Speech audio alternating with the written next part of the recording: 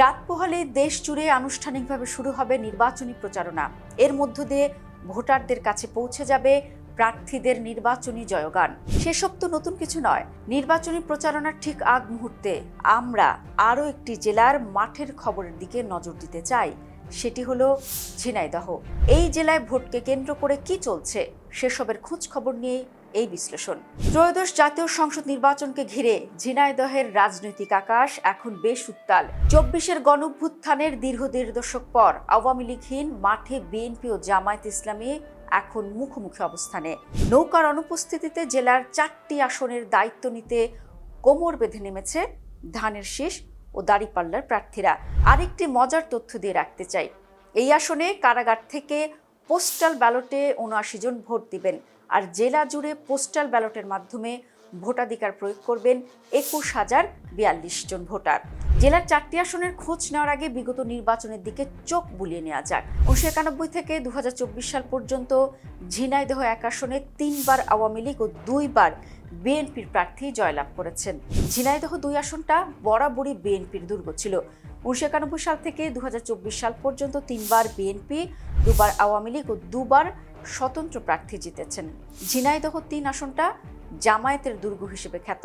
এখানে ১৯৮৬ সালে জামায়াত প্রার্থী জেতেন এবং ৯৬ নির্বাচনে কিছু ভোটের ব্যবধানে দাঁড়িপাল্লার প্রার্থী দ্বিতীয় হন। ১৯৯১ এবং ২০০১ সালে জামায়াতের সমর্থনে বিশাল ব্যবধানে জয়ী হন বিএনপির প্রার্থী। আর ৮ থেকে ২৪ সালের নির্বাচনে আওয়ামী লীগ একচেটিয়া আধিপত্য বিস্তার করে। ঝিনাইদহ ৪ আসনে আওয়ামী লীগ ও বিএনপি সমানে সমানে লড়াই করেছে। ১৯৯১ থেকে ২০০৪ সাল পর্যন্ত সর্বোচ্চ ৪বার আওয়ামী লীগ ও 3বার বিএনপির প্রার্থী জয় পেয়েছে। আর এবার হয়েছে ঘরের শত্রু বিভীষণ। ঝিনাইদহ ১ শৈলকুপ আসনে এবার বিএনপির তুরুপের তাস হবেন সাবেক attorney general Mohammad Asaduzzaman. Heavyweight প্রার্থীর আগমনে স্থানীয় বিএনপিতে নতুন প্রাণের সঞ্চার হয়েছে। তবে জামায়াতের উপজেলা আমির মতিউর রহমান নীরব ভোট বিপ্লবের আশায় ঘরে ঘরে গণসংযোগ করছেন। মাঠের চিত্র বলছে আসাদুজ্জামানের ব্যক্তি ইমেজ ও বিএনপির ঐতিহ্যগত ভোটের কারণে এখানে ধানের শীষের পাল্লা বেশ ভারী। তবে জামায়াত এককভাবে ভোট কাটলে তা ভোটের ব্যবধানে প্রভাব ফেলতে পারে। নজর দিতে চাই ঝিনাইদহ ২ আসনে। সদর ও হরিণাকুণ্ডু নিয়ে এই আসন, এটি একসময় বিএনপির দুর্গ ছিল। জেলা বিএনপির সভাপতি অ্যাডভোকেট এম এ মজিদ মাঠ দখলে বেশ এগিয়ে। তবে জামায়াতের জেলা আমির আলী আজম মোহাম্মদ আবু বকর সুসংগঠিত সাংগঠনিক শক্তির উপর ভিত্তি করে লড়াই জমানোর আভাস দিচ্ছেন। মাঠের হাওয়া বলছে মজিদ ও আবু বকরের মধ্যে হাড্ডাহাড্ডি লড়াইয়ের সম্ভাবনা রয়েছে। আওয়ামী লীগের ভোটাররা যদি শেষ মুহূর্তে জামায়াতকে নিরাপদ মনে করে ভোট দেয়, কেবল তখনই ভোটের সমীকরণ বদলে যাবে। ঝিনাইদহ ৩ কোট চাঁদপুর ও মহেশপুর আসনে ঝিনাইদহের সবচেয়ে বড় লড়াইটা হবে এই আসনে, কারণ এটি জামায়াতের শক্তিশালী ঘাঁটি। জামায়াত নেতা অধ্যাপক মতিয়ার রহমান এখানে জেতার ব্যাপারে ভীষণ আত্মবিশ্বাসী। অন্যদিকে বিএনপির মেহেদী হাসান রনি তরুণদের সমর্থন নিয়ে বাবার হারানো আসন পুনরুদ্ধারে মরিয়া।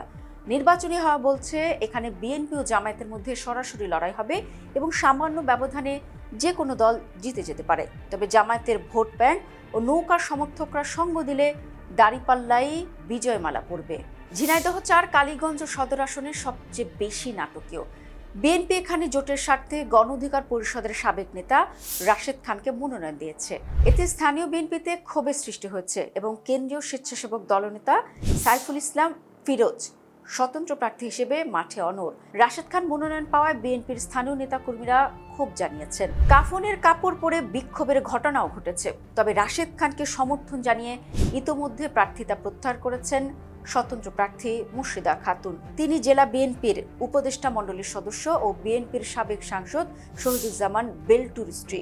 আর এই বিভক্তির সুবিধা নিতে পারেন দাঁড়িপাল্লার অধ্যাপক আবু তালিব। মাঠের হাওয়া বিএনপির বিদ্রোহী প্রার্থীর কারণে এখানে জামায়াতের জেতার একটি বড় সুযোগ তৈরি হয়েছে। এই বিশ্লেষণ কাটায় কাটায় না মিললেও জেলার ৪টি আসনে ২-২ ড্র হওয়ার সম্ভাবনাই বেশি। আর পোস্টাল ব্যালটের ভোট তো আছেই। এই ভোট একটি নির্দিষ্ট ব্যবধান গড়ে দিবে নিশ্চয়ই।